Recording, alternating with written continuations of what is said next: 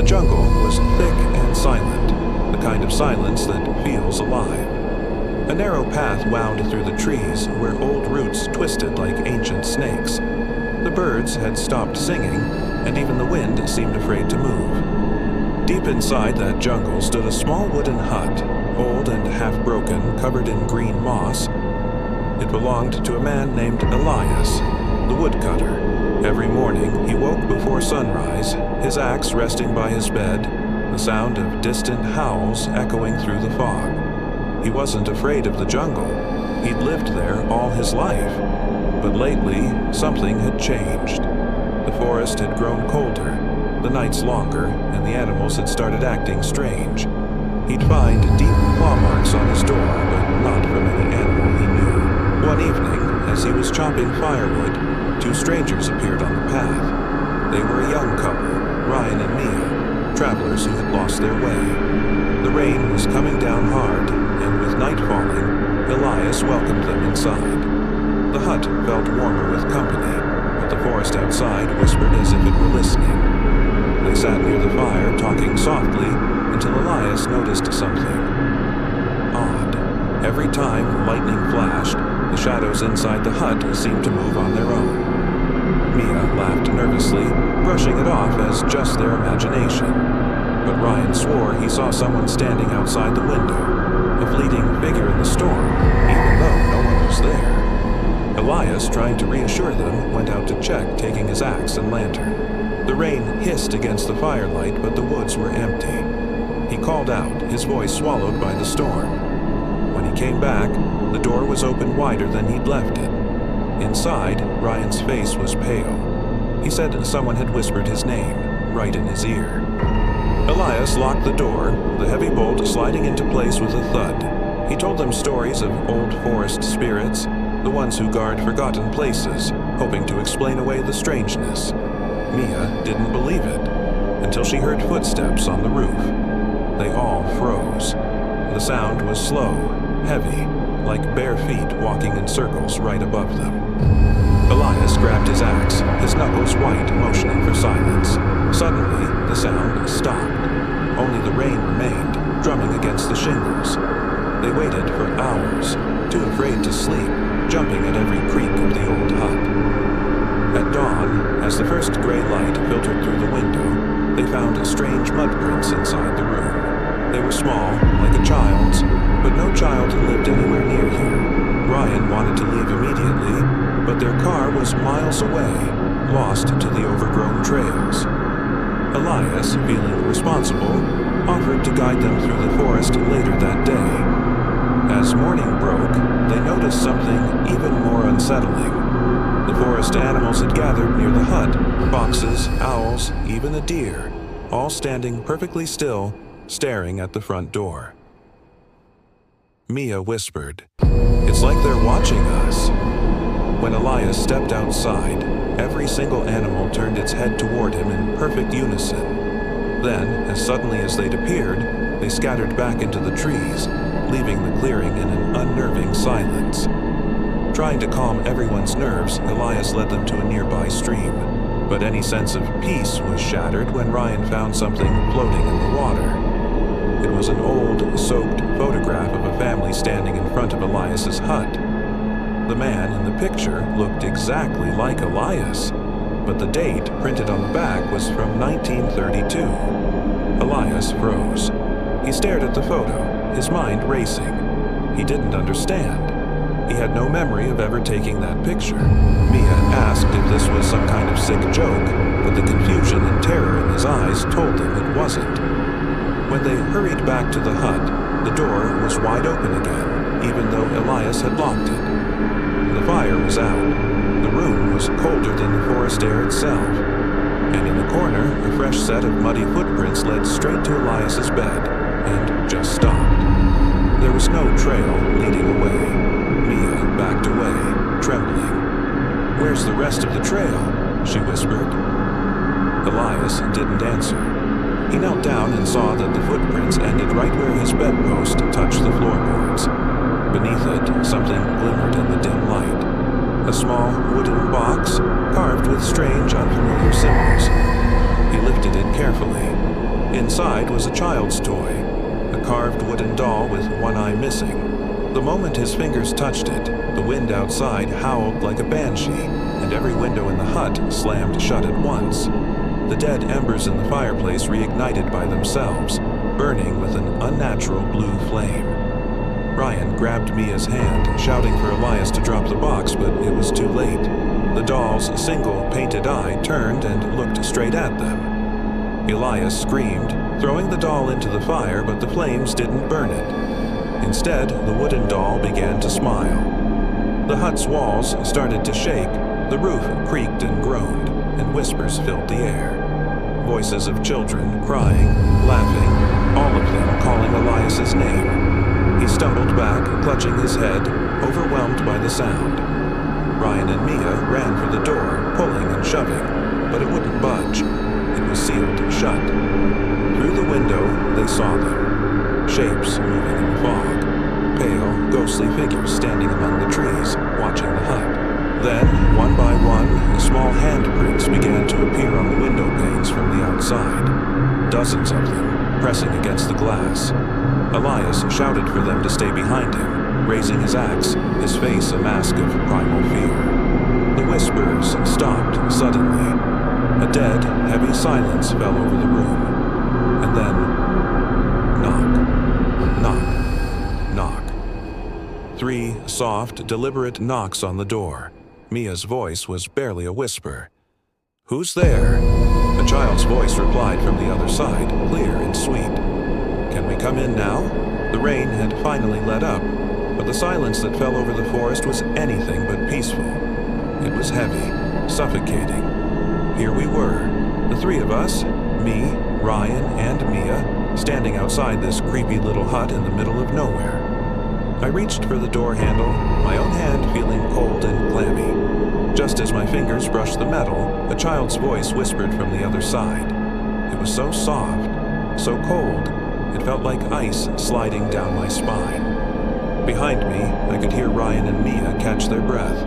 The knob started to turn, all by itself, creaking in a slow, agonizing turn.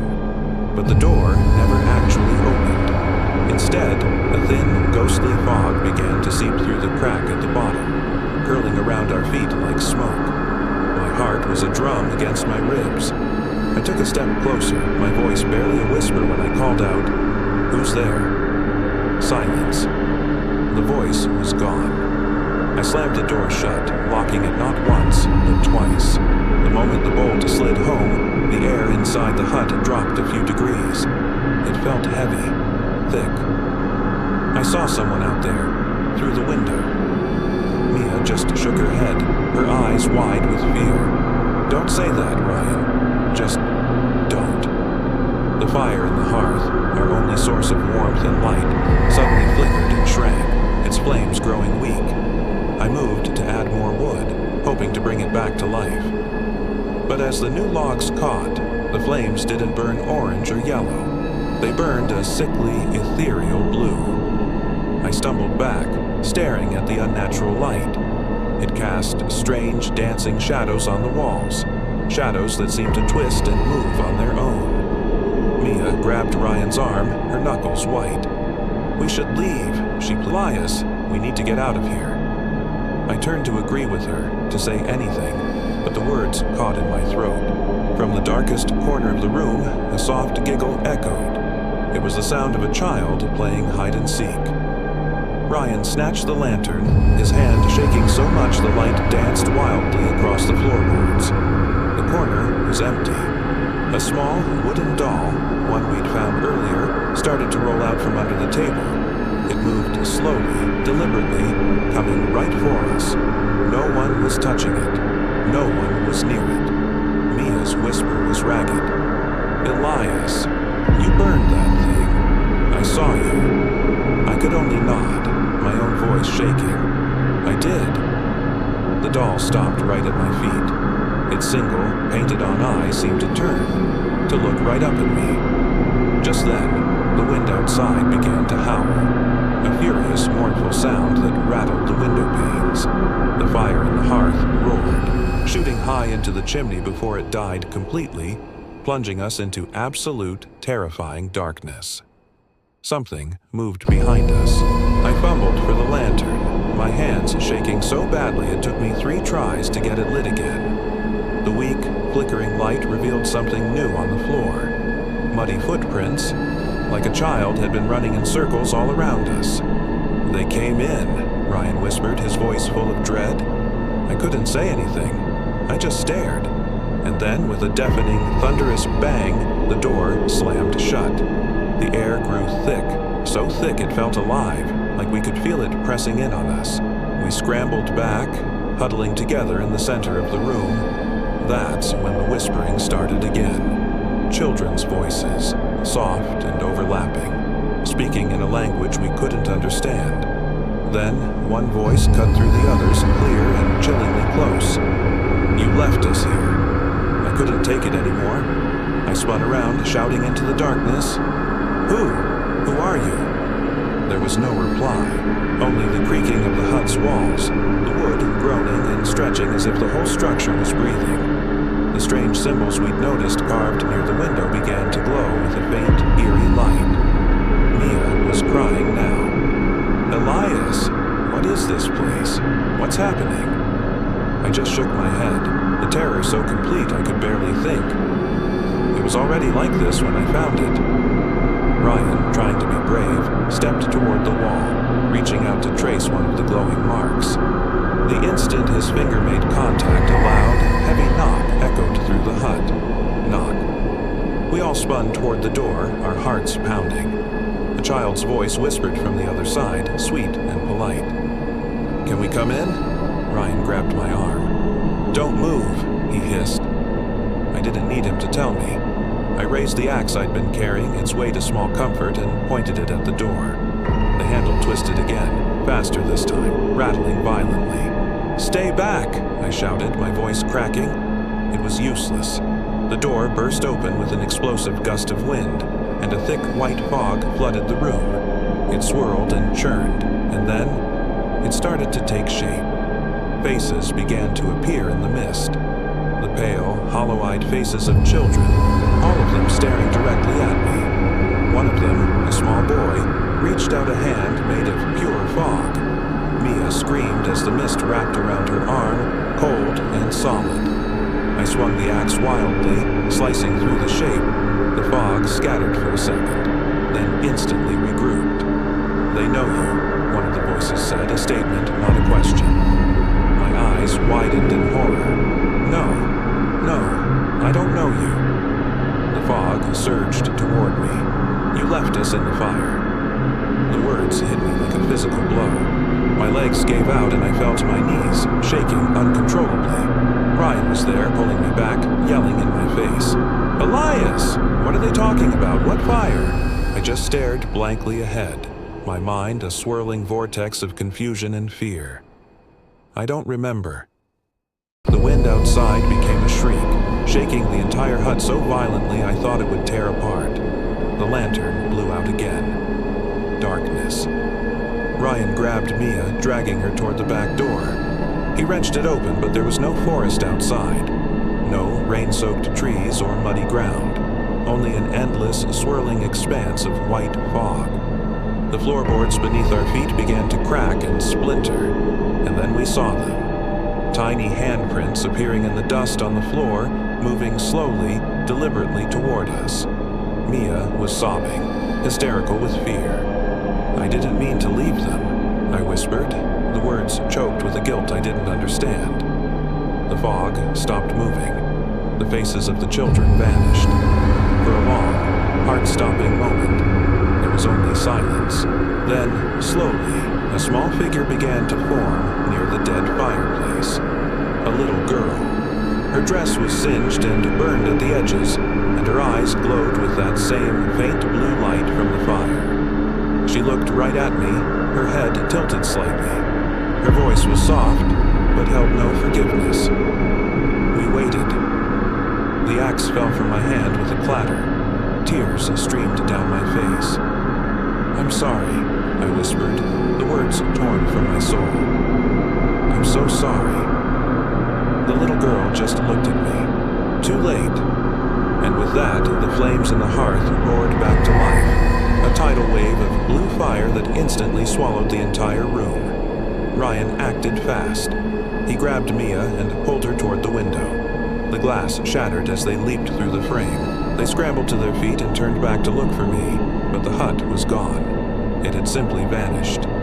In its place, there was only a churning wall of fog. And then, echoing faintly from within the mist, they heard my voice. One last chilling message. They're still waiting. If you enjoyed this story, don't forget to hit that like button and subscribe for more chills. Ryan and Mia burst through the undergrowth, their clothes soaked, bodies trembling uncontrollably. The fog, thick and menacing, clung to them like a living shroud, chasing them through the darkening woods. Every snap of a twig, every rustle of leaves, sent a jolt of pure terror through them. "Where is it? Where's the hut?" Mia gasped, her voice ragged and desperate. Ryan risked a glance back, but the path behind them had vanished, swallowed by a wall of gray mist and skeletal trees. "It was right here," he panted, his lungs burning. "I swear it was." They collapsed against the moss-covered trunk of a fallen giant, trying to force air into their screaming lungs. The forest had fallen unnervingly silent. "Elias," Mia whispered, her voice cracking with grief. Ryan shook his head, his eyes wide with a horror she couldn't comprehend. "He's gone, Mia. That thing we saw?" The rain had finally ceased, but heavy drops still fell from the canopy above, like the forest itself was weeping. Ryan fumbled for his phone, his cold fingers struggling with the smooth case. He switched on the phone's flashlight, a weak beam cutting through the oppressive gloom. The light swept across the trees and then froze, snagging on something carved into the bark of a nearby oak. Mia crept closer, her breath catching in her throat. How is this here?" she whispered, tracing the strange jagged lines with her finger. As she touched it, the carving seemed to pulse with a faint, sickly light, like veins glowing beneath the tree's skin. Just then, a sound tore through the silence. A low, guttural growl that vibrated deep in their chests. Ryan spun around, the flashlight beam dancing wildly through the trees. And there, between two ancient pines, were 2 points of light. 2 glowing eyes staring right at them. "It's just an animal," Ryan said, trying to sound confident, but his voice was a thin, shaking tremor. The eyes blinked once, slowly, and then simply vanished. The forest exploded with sound. Twigs cracked and snapped all around them, a chorus of unseen movement closing in. Blindly, desperately, they plunged deeper into the woods, branches whipping at their faces, thorns tearing at their clothes. Mia's foot caught on a root, and she went down hard, her hands sinking deep into the cold, wet earth. "Mia!" Ryan yelled, turning back to haul her up. But as she pulled her hands free, she let out a choked cry. They weren't covered in mud. They were caked in a thick, black ash. "This isn't mud," she sobbed, staring at her blackened palms. Suddenly, the very ground beneath them began to quiver, a low tremor rising from the roots of the forest. And then they heard it again, faint but unmistakable. The chilling echo of a child's laughter carried on the wind. They ran until their legs gave out, until their lungs felt like they would burst. The trees finally thinned, opening into a small, desolate clearing. And in the center of it, there it was. It stood whole and untouched, as if it had never been consumed by fire. "No," Mia gasped, her mind reeling. "No, it can't be." Ryan took a hesitant step forward, drawn by an unseen force. The door was ajar, a soft, warm light flickering from within. "It's calling to us," Mia whispered, her voice filled with dread. "We can't," Ryan said, but his own feet were already moving, carrying him toward the impossible structure. The air inside was warm and dry, a stark contrast to the damp chill of the forest. A fire crackled peacefully in the hearth, its flames burning with that same eerie, hypnotic blue. And sitting in a chair beside it was Elias. His eyes were open, but they were vacant, staring into the flames. "Elias!" Ryan called out, his voice barely a whisper. There was no response. Mia stepped closer, her body shaking. "Elias, we thought you were gone. We thought you..." Slowly, mechanically, Elias turned his head. A faint, unsettling smile touched his lips. "I told you," he said, and his voice was wrong. It was layered, distorted, as if a dozen voices were speaking at once, all crammed into his throat. "They're waiting." Elias rose from the chair, his movements fluid and unnatural. "It's too late for that," the chorus of voices echoed. "You shouldn't have left." The walls of the hut began to groan, the wood creaking and twisting under an immense, unseen pressure. With a deafening slam, the door flew shut, plunging them into near darkness save for the blue fire. Outside, the forest roared to life, a hurricane of wind howling around the tiny cabin. Ryan lunged for the door, rattling the handle, but it was locked solid. The fire in the hearth flared violently, and in its pulsating light, Elias's face flickered, shifting between his own and the grotesque, burned face of the child from their nightmares. "You brought them back," the layered voice whispered. Ryan screamed, his voice raw with desperation. For a single, fleeting moment, a flicker of recognition of the real Elias returned to his eyes. "Run," he said, his own voice soft and urgent. Then his body went rigid, and the blue fire erupted from the hearth in a towering column of light. One by one, the symbols carved into the walls began to glow, a burning, vibrant red, spinning slowly like a carousel of madness. Mia screamed as the floorboards beneath them splintered and cracked open. From the dark abyss below, small, blackened hands reached up, their fingers like charred twigs, grabbing at their ankles, pulling them down. Ryan swung the dead flashlight like a club, smashing at the grasping limbs.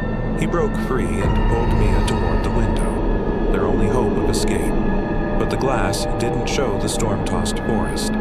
It showed a reflection of the hut from the outside, a perfect, impossible image, looping over and over again. "We're trapped," Mia gasped, tears streaming down her face. The hands pulled harder, their grip like iron. Ryan kicked them away and looked back at Elias. His friend's body was now floating a few feet above the fire, his eyes glowing a pure, blank white. "They want you too," Elias's voice boomed, seeming to come from every corner of the room at once. In a final act of defiance, Ryan grabbed a burning log from the hearth and hurled it at the wall. The dry wood caught instantly. "If this place burns again, maybe it ends," he yelled over the cacophony. The blue light of the fire turned a furious blood red. The children's voices rose into a single, deafening shriek, a wave of pure sound that shattered the lanterns and shook the very foundations of the world. The roof began to splinter and cave in. Mia screamed Elias's name one last time, but his floating form only whispered, "Go." She grabbed Ryan's arm, pulling him toward the door. This time, it burst open under their weight, and they scrambled out into the raging storm. Behind them, the hut didn't just burn. It collapsed inward, folding in on itself before vanishing into the ground, leaving no trace, as if it had been nothing more than a bad dream. They fell to their knees in the muddy clearing, gasping for air, their bodies racked with sobs of relief and terror. As they knelt there, the world grew quiet. The fog lifted, and on the horizon, the first faint light of dawn began to break through the clouds. "It's over," Mia whispered, the words catching in her throat. "It's finally over." She turned to him, and a new wave of cold fear washed over her. His eyes were glassy, unfocused, staring into the tree line. A soft whisper right beside his ear, a sound only he could hear. A child's voice. "We're still waiting." He slowly looked back toward the forest, and there, standing between two trees, was Elias, smiling that same faint, empty smile, completely untouched by the flames. But the forest itself had begun to hum, the same haunting lullaby they'd heard before, spreading through the trees, as if the ancient curse had finally found a new, larger home. Thanks for sticking with us through this terrifying tale, as it tried to push through the dense canopy of the forest. but it was no use. The woods still felt deeply, fundamentally wrong. We walked in silence, Mia and I, the squelch of our boots on the wet ground the only sound. The fog, though thinner now, clung to us like a loyal shadow, a ghost that refused to die. Elias, he was gone again. Or maybe, just maybe, he was never really there to begin with. The thought sent a cold dread coiling in my gut. After what felt like an eternity, we finally reached the edge of the forest. A cracked, empty dirt road marked the boundary between that nightmare and the real world. Mia stopped, leaning against a tree, gasping for air. Her clothes were torn, her eyes hollow pits of exhaustion and fear. "We made it," she breathed, the words barely a whisper. I couldn't bring myself to answer. My gaze was fixed on the forest behind us, half expecting something to emerge from the tree line. She whispered, her voice trembling. I gave a slow, deliberate nod, though my eyes never left the woods. We started walking down the road, our steps heavy. An old, forgotten sign stood crookedly by the roadside. The paint was peeling, the letters fading into rust, but you could just make out the words. Welcome to Wraith Hollow. Then, a flicker of hope. A car appeared in the distance, its headlights cutting weakly through the morning mist. Mia's relief was explosive. She waved her arms frantically, her cries for help echoing in the quiet air. The car slowed and stopped beside us. A middle-aged man in a ranger's uniform stepped out. His eyes were kind, creased at the corners. "You two lost?" he asked, his voice calm and steady. Mia nodded, a torrent of words spilling out. We were in the woods. There was a hut. The ranger's friendly expression faltered. His face changed, a shadow passing over it. "A hut?" he repeated softly, his voice losing its warmth. "There's no hut in those woods." Mia and I exchanged a look, a fresh wave of fear washing over us. "We saw it," I said, my voice firmer than I felt. We were inside it. The ranger's frown deepened.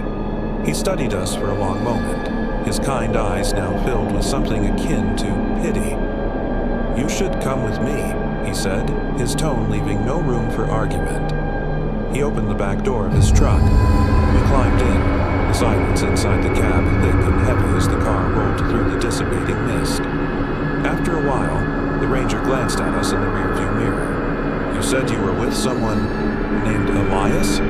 I watched the ranger's hands tighten on the steering wheel, his knuckles turning white. "Strange," he said, his voice barely audible. "Elias Harper disappeared in those woods 20 years ago." The world inside the truck seemed to stop. The forest blurred by the window, a smear of green and brown like a half-forgotten memory. Mia's whisper was a ghost in the quiet. "That can't be." The ranger looked at us in the mirror again, his gaze heavy. "Did the hut burn?" I stared straight ahead, the image of the flames, blue and cold, searing my mind. "It did," I answered. A long sigh escaped the ranger's lips. "That's how it always ends," he murmured, almost to himself. "That place, it rebuilds itself. Every few years, someone new stumbles upon it." He met our eyes in the mirror. "You should be grateful you made it out at all." Just as he said it, I turned to look out my window and my heart stopped. Through the glass, in the reflection, I saw it. Not the passing trees, but the hut.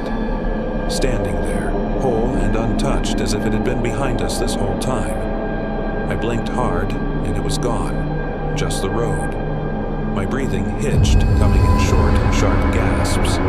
He dropped us at a small, isolated ranger station by the main road, giving us thick wool blankets and 2 steaming mugs of coffee. "You'll be safe here," he said, a promise he couldn't possibly keep. "I'll call it in. Someone will be here soon." Then he drove away, disappearing back into the mist. Mia huddled near a small electric heater, staring into the steam rising from her cup. "Do you think he's right?" she asked, her voice small. "About it all? Coming back?" I was staring at my own coffee. It was black, still as a midnight lake, but something was moving just beneath the surface, a faint ripple, an impossible stir. I set the mug down on the table, my hand shaking. "We're not safe," I said, the words tasting like ash. As if on cue, the lights in the station flickered once, then twice, plunging us into a half-light. The air grew instantly, unnaturally cold. A crackle of static erupted from an old radio on a shelf, and then a child's voice, a faint, distorted whisper, slithered through the speaker. "Don't. Leave us." The heater died with a final click. Mia scrambled to her feet, backing away from the radio, her eyes wide with pure terror. "No, not again." A film of condensation bloomed across the window pane, and from the outside, letters began to form in the fog as if an invisible finger were tracing them. WELCOMEHOME.